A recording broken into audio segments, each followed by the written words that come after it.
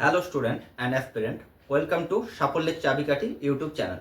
তাহলে mission WP কনস্টেবলের আরেকটি নতুন ক্লাস, সেটা হচ্ছে জেনারেল নলেজের ওপর। কারণ জেনারেল নলেজের প্রশ্ন অনেক বেশি পরিমাণে প্রিভিয়াস ইয়ারে আছে, ঠিক আছে? তাই আজকের পর থেকে আমি ভাবছি জেনারেল নলেজের ক্লাসটা একটু বেশি পরিমাণে দেব, ঠিক আছে, তুলনামূলক। তাহলে জেনারেল নলেজে বেশি পরিমাণে দেওয়ার কারণ হচ্ছে অনেকগুলো যেহেতু জেনারেল নলেজের প্রশ্ন এখনো থেকে যাচ্ছে, তাহলে 2015 সালটা আজকে শেষ হয়ে যাবে, ঠিক আছে? এরপর 2016 আছে, 18 আছে, 19, 20 এগুলো আছে। তাহলে জেনারেল নলেজের ক্লাস আমি যদি ম্যাথের একটা ক্লাস দিই, রিজনিং এর একটা ক্লাস দিই, জেনারেল নলেজের দুটো ক্লাস দেবো, এটাই আমি প্ল্যান করেছি, ঠিক আছে? তাহলে ক্লাসগুলো দেখো, ঠিক আছে? ক্লাসগুলো দেখে আশা করছি যে যারা দেখছো ক্লাসগুলো তোমাদের কিছুটা হলো উপকার হচ্ছে। তোমরা সেটা দেখো যে তোমাদের উপকার হচ্ছে কিনা বা তোমরা উপকৃত হচ্ছ কিনা, তবে ক্লাসগুলো দেখো। তা নাহলে দেখার আমি বলছি দরকার নেই, ঠিক আছে? তোমার প্রয়োজন হলে তুমি দেখো। তাহলে দেখো আজকের প্রথম প্রশ্ন কি আছে। নিম্নবর্ণিত কোন পদাধিকারী ভারতের রাষ্ট্রপতি দ্বারা নিযুক্ত হন? মানে এখানের মধ্যে যে পদাধিকারী আছে তারা কাকে রাষ্ট্রপতি নিযুক্ত করেন? Attorney general of India, controller and auditor general of India CAG, রাজ্যের রাজ্যপাল, যে কোন রাজ্যের রাজ্যপাল, উপরের সবকটি।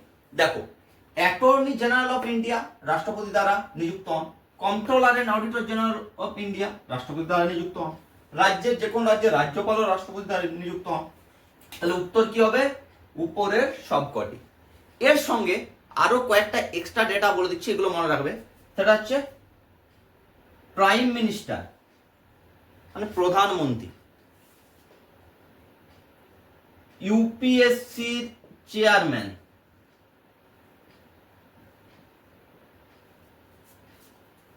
Chief justice of India CJI, ঠিক আছে, মানে সুপ্রিম কোর্টের প্রধান বিচারপতি। এই তিনজনেও কিন্তু এই পদগুলো রাষ্ট্রপতি দ্বারা এরা নিযুক্ত হয়ে থাকেন। তাহলে এর সঙ্গে সঙ্গে এই তিনটে মনে রাখবে, কারণ যে এই প্রশ্নগুলো দিয়েছে সামনের বছর আপকামিং পরীক্ষায় কিন্তু এই প্রশ্নগুলো থাকবে। আর এটাতে দিয়েছে নিযুক্ত হন, সামনের পরীক্ষা থাকতে পারে এদের মধ্যে কে রাষ্ট্রপতি দ্বারা নিযুক্ত হন না। তাহলে এই অপশন বাদ দিয়ে অন্য যেগুলো থাকবে সেগুলো নিযুক্ত হবে না। ক্লিয়ার? বুঝতে পারা গেছে? নেক্সট প্রশ্ন কি আছে দেখো। লবণ সত্যাগ্রহ আন্দোলনে মহাত্মা গান্ধীর সঙ্গে কে নেতৃত্ব দিয়েছিলেন? দেখো, লবণ সত্যাগ্রহ আন্দোলন নিয়ে আমি আগের ক্লাস মানে যে জিকের ক্লাস সেখানে আলোচনা করেছি। আইন অমান্য আন্দোলন নিয়ে কিন্তু একটা প্রশ্ন কিন্তু এসেছিল, সেখানে আমি ডিটেলস আলোচনা করেছি। এই আইন অমান্য আন্দোলনটা অ্যাকচুয়ালি ওখান থেকে লবণ আন্দোলনটা এসছে, ঠিক আছে, সল্ট সত্যাগ্রহ। এই লবণ আন্দোলনের মেন কারণ কি ছিল? লবণের যে কর, ঠিক আছে, সল্টের যে ট্যাক্স নিচ্ছিল ইংরেজরা, সেটা ভারতীয়রা দেবে না, সেই উদ্দেশ্যে এই আন্দোলন মহাত্মা গান্ধীর নেতৃত্বে শুরু হয়। এরপর মহাত্মা গান্ধীর সঙ্গে কে নেতৃত্ব দিয়েছিলেন? তিনি হচ্ছেন, এখানে দেখো অ্যানি বেসান্ত হবে না, মৃদুলা সারাভাই হবে না, মথুলক্ষ্মী হবে না, সরোজিনী নাইডু। সরোজিনী নাইডু কারেক্ট অ্যান্সার হবে। মৃদুলা সারাভাই যদিও ইনডাইরেক্ট ভাবে কিছুটা জড়িত ছিল, কিন্তু যেহেতু সরোজিনী নাইডু এখানে অপশন আছে, তাই সরোজিনী নাইডু উত্তর হবে। এর সঙ্গে আরেকজনের নাম মনে রাখবে, সেটা আমি আগের ক্লাসে বলেছি, আবার বলে দিচ্ছি। সেটা হচ্ছে চক্রবর্তী গোপালাচারী। গোপালাচারী, চক্রবর্তী রাজা গোপালাচারী, ঠিক আছে? এর নামটাও কিন্তু মনে রাখবে। ক্লিয়ার? আর এখান থেকে যে ডেটা আগের ক্লাসে বলিনি তার বাদ যেগুলো আছে সেরকম দু চারটে আরো ডেটা বলে দিচ্ছি। সেটা হচ্ছে যখন লবণ সত্যাগ্রহ বা আইন অমান্য আন্দোলন হয় তখন ভারতবর্ষের ভাইসরয় কে ছিলেন? সেটা হচ্ছে Lord Irwin. Lord Irwin. Clear? এটা একটা প্রশ্ন আসতে পারে পরীক্ষাতে। এটা 1930 সালে হয়েছিল, ঠিক আছে, যেটাকে ডান্ডি মার্চ বলা হয়। আর এখান থেকে চক্রবর্তী রাজা গোপালাচারী আর লর্ড আরউইন হয়েছে। এইখান থেকে সরোজিনী নাইডু আর অ্যানি বেসান্ত, এখান থেকে একটা খুব ইম্পর্টেন্ট প্রশ্ন পড়ে যে ভারতীয় জাতীয় যে INC, Indian national Congress, Indian national কংগ্রেসের প্রথম মহিলা সভাপতি কে ছিলেন? যদি প্রশ্ন পড়ে ইন্ডিয়ান ন্যাশনাল কংগ্রেসের প্রথম মহিলা সভাপতি, উত্তর হবে অ্যানি বেসান্ত, আইএনসির প্রথম ওমেন প্রেসিডেন্ট। আর যদি বলে ইন্ডিয়ান ন্যাশনাল কংগ্রেসের প্রথম ভারতীয় মহিলা প্রেসিডেন্ট, ভারতীয়, অ্যানি বেসান্ত কিন্তু ভারতীয় ছিলেন না, ভারতীয় মহিলা প্রেসিডেন্ট যদি বলে তখন উত্তর হবে Sarojini Naidu, Indian women. Clear? দুটো জিনিস ভুলাবে না। প্রথম ওমেন প্রেসিডেন্ট অ্যানি বেসান্ত, প্রথম ভারতীয় ওমেন প্রেসিডেন্ট আইএনসি সেটা হচ্ছে সরোজিনী নাইডু। ঠিক আছে? নাইটিঙ্গেল অফ ইন্ডিয়া বলা হয় একে। আর অ্যানি বেসান্ত তিলকের সঙ্গে হোম রুল আন্দোলনে জড়িত ছিল। তিলকের একটা হোম রুল লিগ ছিল, অ্যানি বেসান্তের একটা হোম রুল লিগ ছিল। হোম রুল নিয়ে যখন প্রশ্ন আসবে তখন সেখানে আরো এটা ডিটেলস আলোচনা করব। তাহলে এই জিনিসগুলো কিন্তু মনে রাখতে হবে, এই সব প্রশ্নগুলো কিন্তু আসবে আপকামিং পরীক্ষায়। দেখবে প্রিভিয়াস ইয়ার আরো করতে করতে দেখবে এইরকম প্রশ্ন হয়তো পেয়েও যাবে। ঠিক আছে? তাহলে বুঝতে পারবে যে এই আলোচনাটার কি প্রয়োজন আছে। এরপরের প্রশ্ন কি আছে দেখো, কর্কটক্রান্তি রেখা যে জেলার উপর দিয়ে গেছে, দেখো এটা কিন্তু ওয়েস্ট বেঙ্গল জিওগ্রাফির থেকে প্রশ্ন, জেলা বলে দিয়েছে, ওয়েস্ট বেঙ্গলের জেলাগুলো কি কি বলেছে, কুচবিহার, মালদহ, নদিয়া, দক্ষিণ 24 পরগনা। ঠিক আছে? তোমরা আমার যারা জিওগ্রাফি ক্লাস দেখেছিল, ইন্ডিয়ান জিওগ্রাফির যে ক্লাস, সেখানে কিন্তু কোন কোন স্টেটের উপর দিয়ে গেছে আমি কিন্তু অলরেডি বলে রেখেছি, বাম দিক থেকে ডান দিক মানে পশ্চিম থেকে পূর্ব দিকে। কি কি বলেছিলাম সেটা একবার বলে দিই। সেটা হচ্ছে প্রথম রাজ্যগুলো বলছি, প্রথম হচ্ছে গুজরাট, তারপরে রাজস্থানের সামান্য, তারপর হচ্ছে মধ্যপ্রদেশ, তারপর হচ্ছে ছত্তিশগড়, তারপর হচ্ছে ঝাড়খণ্ড, তারপর হচ্ছে আমাদের ওয়েস্ট বেঙ্গল, তারপর হচ্ছে ত্রিপুরা, আর সর্বশেষ হচ্ছে মিজোরাম। ঠিক আছে? গুজরাট, রাজস্থান, মধ্যপ্রদেশ, ছত্তিশগড়, ঝাড়খণ্ড, ওয়েস্ট বেঙ্গল, ত্রিপুরা, মিজোরাম, আটটা স্টেটের উপর দিয়ে টপিক অফ ক্যান্সার বা কর্কটক্রান্তি রেখা কিন্তু গেছে। সেটা হচ্ছে 23.23 ডিগ্রি নর্থ, উত্তর 23.5 ডিগ্রি উত্তরকে কর্কটক্রান্তি রেখা বলা হয়। তাহলে এটা গেল স্টেট। এখানে প্রশ্ন তোমাকে জানতে চাইছে যে কোন জেলা, তাহলে পশ্চিমবঙ্গে কোন কোন জেলা উপর দিয়ে গেছে সেগুলো আমি বলে দিচ্ছি, খাতায় মাস্ট নোট ডাউন করো। প্রথম হচ্ছে পুরুলিয়া, তারপরে হচ্ছে বাঁকুড়া, তারপরে হচ্ছে পশ্চিম ও পূর্ব বর্ধমান, প্রথম পশ্চিম বর্ধমান তারপর পূর্ব বর্ধমান, পুরুলিয়া, বাঁকুড়া, পশ্চিম বর্ধমান, পূর্ব বর্ধমান, তারপর হচ্ছে নদিয়া, আর লাস্ট হচ্ছে মুর্শিদাবাদ। তাহলে কটা জেলা হলো? 1 2 3 4 5 6টা। পুরুলিয়া, বাঁকুড়া, পশ্চিম বর্ধমান, পূর্ব বর্ধমান, নদিয়া, মুর্শিদাবাদ। দেখো এই অপশনের মধ্যে কুচবিহার এখানে নেই, মালদহ নেই, তাহলে এই দুটো হচ্ছে না। নদিয়া দেখো আছে এখানে, তাহলে নদিয়া এটাই কারেক্ট অ্যান্সার হবে। দক্ষিণ 24 পরগনা এটাও নেই। বুঝতে পারা গেছে? তাহলে এখানে প্রশ্ন পড়েছে কর্কটক্রান্তি রেখা যে জেলার উপর দিয়ে গেছে, আপকামিং পরীক্ষা আসবে কর্কটক্রান্তি রেখা যে জেলার উপর দিয়ে যায়নি, এখান থেকে 3টে দেবে আর যে কোনো একটা দেবে যেটার উপর দিয়ে যায়নি। ক্লিয়ার? এই দুটো মাস্ট নোট ডাউন করো। আমি ওয়েস্ট বেঙ্গলও বলে দিলাম, ইন্ডিয়ার ক্ষেত্রে বলে দিলাম। এটা হচ্ছে ইন্ডিয়া আর এটা হচ্ছে আমাদের ওয়েস্ট বেঙ্গল। ক্লিয়ার? এরপর দেখো, রামানুজম ছিলেন একজন বিশ্ববিখ্যাত কি? অপশন হচ্ছে গণিতজ্ঞ, বৈজ্ঞানিক, অর্থনীতিবিদ, পদার্থবিদ। রামানুজমের নাম তোমরা আশা করি শুনেছো, তিনি একজন বিখ্যাত গণিতজ্ঞ ছিলেন। এই গণিতজ্ঞ কথা বললে আরো কিছু জনের নাম তোমাকে মনে রাখতে হবে। এই 15 সালে এটা এসছে মানে তোমার 25 সালে এই প্রশ্নই আসবে সেটা তো নয়। তাহলে এখানে মনে রাখবে ব্রহ্মগুপ্ত, আর্যভট্ট, শকুন্তলা দেবী,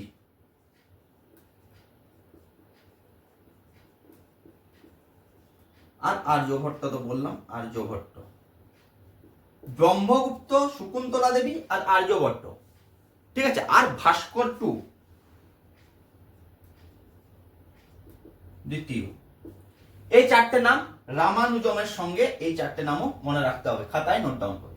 এরপর আমি বৈজ্ঞানিক তো সবাই হবে, বৈজ্ঞানিক নিয়ে আমি আলোচনা করছি না। অর্থনীতিবিদের কিছু নাম বলে দিচ্ছি, সেগুলো মনে রাখবে। একটা হচ্ছে অমর্ত্য সেন, ইনি 1998 সালে নোবেল পুরস্কার পেয়েছিলেন, এইটা মনে রাখবে। অভিজিৎ ব্যানার্জি,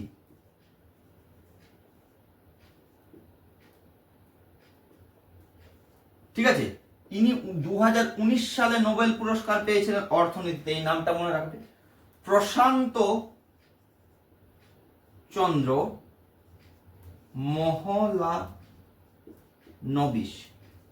এনাকে ফাদার অফ ইন্ডিয়ান স্ট্যাটিস্টিক্স বলে।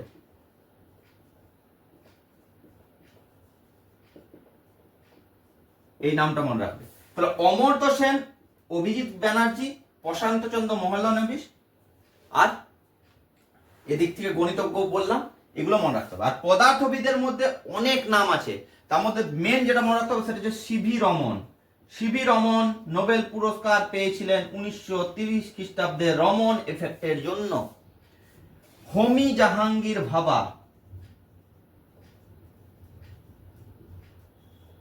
এগুলো লিখো, খাতায় নোট ডাউন করো।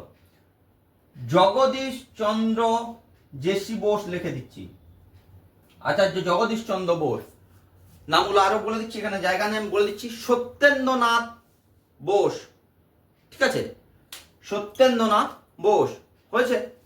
আর বিক্রম সারাভাই, এপিজে আব্দুল কালাম, এরা যদিও স্পেস নিয়ে রিসার্চ করেছিলেন, কিন্তু স্পেসটা আমাদের ফিজিক্সের মধ্যেই পড়ে, পদার্থ বিজ্ঞানের মধ্যে পড়ে, ঠিক আছে। ভারতীয় স্পেসের জনক বলা হয় বিক্রম সারাভাইকে, আর এপিজে আব্দুল কালামকে কি বলা হয়? ভারতের মিসাইল ম্যান বলা হয়। এপিজে আব্দুল কালামকে ভারতের মিসাইল ম্যান বলা হয়। এটা খাতায় এগুলো নোট ডাউন করো। ক্লিয়ার? এখানে পর্যন্ত বুঝতে পারা গেছে? এরপরে কি প্রশ্ন আছে সেটা দেখো। ভারতবর্ষের হোয়াইট রিভলিউশন এর জনক কে? Doctor Hiralal Chowdhury, doctor Verghese Kurien, Norman Borlaug, উপরের কোনোটি নয়। দেখো, হোয়াইট রিভলিউশন মানে কি? দুগ্ধ শিল্প, ঠিক আছে, ডেয়ারি। এটার জনক হচ্ছে ডক্টর ভার্গিস কুরিয়েন। ভালো করে দেখো, এখান থেকে দুগ্ধ শিল্প বা হোয়াইট রিভলিউশনের সঙ্গে একটা খুব ইম্পর্টেন্ট টার্ম যোগ আছে, সেটা হচ্ছে অপারেশন ফ্লাড। অপারেশন ফ্লাড এটা কিসের সঙ্গে যুক্ত? না হোয়াইট রিভলিউশন বা দুগ্ধ শিল্প বা ডেয়ারি শিল্প। এই অপারেশন ফ্লাড কিন্তু এই যে ভার্গিস কুরিয়েন সৃষ্টি করেছিল, ঠিক আছে। আচ্ছা, এরপর দেখো ডক্টর হীরালাল চৌধুরী, ইনি হচ্ছেন ভারতবর্ষের ব্লু রিভলিউশনের father, father of blue revolution in India. ইনি প্রণোদিত প্রজনন বা ইনডিউস ব্রিডিং, ঠিক আছে, ব্রিড যে তৈরি করেছিলেন ইনি, মানে এটা হচ্ছে মৎস্য চাষ, মানে মাছ চাষের সঙ্গে সম্পর্কিত হচ্ছে ডক্টর হীরালাল চৌধুরী। খুব ইম্পর্টেন্ট কিন্তু আমাদের বাঙালি একজন, ইনি হচ্ছেন father of blue revolution in India. Norman Borlaug, এটা কিন্তু আমি আগের কোন একটা ক্লাসে করিয়েছি, এই প্রিভিয়াস ইয়ার করতে গিয়ে, সেটা যে যখন সবুজ বিপ্লব পড়েছিলাম, MS স্বামীনাথন, ঠিক আছে। নরম্যান বোরলগ হচ্ছে গ্রিন রিভলিউশন এর ফাদার, মানে international father, father of green revolution. এনার বাড়ি হচ্ছে আমেরিকা, ঠিক আছে। সেখানে আমি পড়িয়েছিলাম অলরেডি, আবার বলে দিলাম। তাহলে উত্তর কি হলো? ডক্টর ভার্গিস কুরিয়েন। এটার সঙ্গে অপারেশন ফ্লাড, এটা মনে রাখবে, এটা কিন্তু পরীক্ষায় আসতে পারে। ক্লিয়ার? নেক্সট প্রশ্ন কি আছে দেখো, NSSO পুরো কথাটি দেখো, ভারতের অর্থনীতি থেকে প্রশ্ন এসেছে। অনেকে বলে না অর্থনীতি থেকে কোনো প্রশ্ন আসবে না, অর্থনীতি থেকে আসে না, WB তে তো আসবে না। এ তো এসেছে অলরেডি 2015 সালে, এতদিন আগে, এখন তো আসতেই পারে। অর্থনীতি থেকেও কিন্তু দু একটা প্রশ্ন কিন্তু আসবে, তাই সেটাকেও টাচ করে তোমাদেরকে যেতে হবে। NSSO এর পুরো কথাটি national scientific organisation, national sample survey organisation, nuclear science study organisation, national scientific standard organisation. দেখো এটা সঠিক উত্তর হবে ন্যাশনাল স্যাম্পল সার্ভে অর্গানাইজেশন নয়, অ্যাকচুয়াল উত্তর হবে ন্যাশনাল স্যাম্পল সার্ভে অফিস। ঠিক আছে, ন্যাশনাল স্যাম্পল সার্ভে অফিস।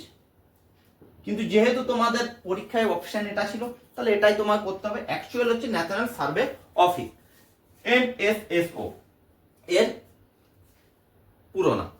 এই NSSO এটা তৈরি হয়েছিল 1950 খ্রিস্টাব্দে, মনে থাকবে।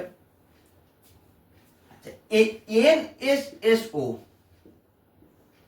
সঙ্গে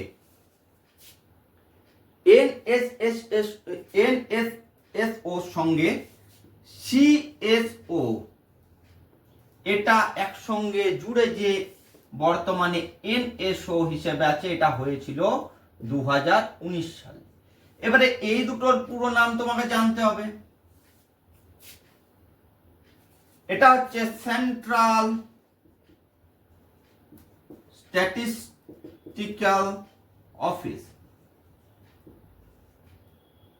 CSO পুরো নাম। আর এটা হচ্ছে ন্যাশনাল স্ট্যাটিস্টিক্যাল অফিস।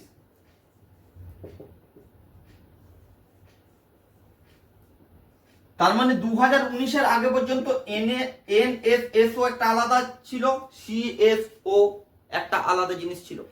2019 সালে দুটো মার্জ হয়ে পরে NSO ন্যাশনাল স্ট্যাটিস্টিক্যাল অফিস নামে চলে এলো। তাহলে বর্তমানে NSSOর অস্তিত্ব নেই। বুঝতে পারা গেছে? এই ডেটাগুলো কিন্তু লিখতে হবে। NSSO 1950 সালে হয়েছিল, এটা মার্চ হয়েছিল 2019 সালে। ক্লিয়ার? বুঝতে পারা গেছে? তাহলে আজকের ক্লাসের শেষ প্রশ্ন, খুব ইম্পর্টেন্ট একটা প্রশ্ন। দেখো, ভারতবর্ষের দ্রুততম রেলগাড়ির নাম কি? অপশন আছে রাজধানী এক্সপ্রেস, শতাব্দী এক্সপ্রেস, দুরন্ত এক্সপ্রেস, গতিমান এক্সপ্রেস। দেখো, যখন প্রশ্নটা এসেছিল 2015 সালে, তখনের রেসপেক্টে এটা সঠিক উত্তর হচ্ছে গতিমান এক্সপ্রেস। এর গতিবেগ ছিল 160 কিমি প্রতি ঘন্টা। ক্লিয়ার? এই শতাব্দী এক্সপ্রেস ছিল 150 কিমি প্রতি ঘন্টা এবং রাজধানী এক্সপ্রেস হচ্ছে 140 কিমি পার আওয়ার। আর দুরন্ত এক্সপ্রেস ছিল 130 বা 120 থেকে 130 কিমি পার আওয়ার। ক্লিয়ার? কিন্তু বর্তমানে যদি প্রশ্নটা আসে, তখন এই দুরন্ত এক্সপ্রেসের জায়গায় থাকবে বন্দে ভারত এক্সপ্রেস। তখন তুমি যদি গতিমান এক্সপ্রেস করো, সেটা কিন্তু বাবু ভুল হয়ে যাবে। তাহলে বর্তমানে এট প্রেজেন্ট সবচেয়ে ভারতবর্ষের দ্রুততম রেলগাড়ি হচ্ছে বন্দে ভারত এক্সপ্রেস। এটা খাতায় নোট ডাউন করো। এর গতিবেগ কত? 180 কিমি প্রতি ঘন্টা, বন্দে ভারত এক্সপ্রেস। এটা শুরু কত সালে হয়েছে? 2019 সালের ফেব্রুয়ারি মাস, মনে হয় সম্ভবত 15 ফেব্রুয়ারি ফার্স্ট। তাহলে এতগুলো ডেটা দেখো বলে দিলাম। তাহলে এখন যদি ভারতবর্ষের দ্রুততম রেলগাড়ির নাম পড়ে, তাহলে তোমাকে করতে হবে বন্দে ভারত এক্সপ্রেস। ঠিক আছে? খাতায় সব জিনিসটা আশা করি তোমরা নোট ডাউন করেছো। ক্লাস কেমন লাগলো তোমরা কমেন্টে জানাবে। ঠিক আছে? ক্লাস ভালো লাগলে একটা লাইক দিয়ে দেবে। যারা এখনো চ্যানেলটা সাবস্ক্রাইব করোনি, চটপট সাবস্ক্রাইব করে দাও। আর এই ক্লাসগুলো তোমাদের বন্ধুদের মাঝে শেয়ার করে দাও।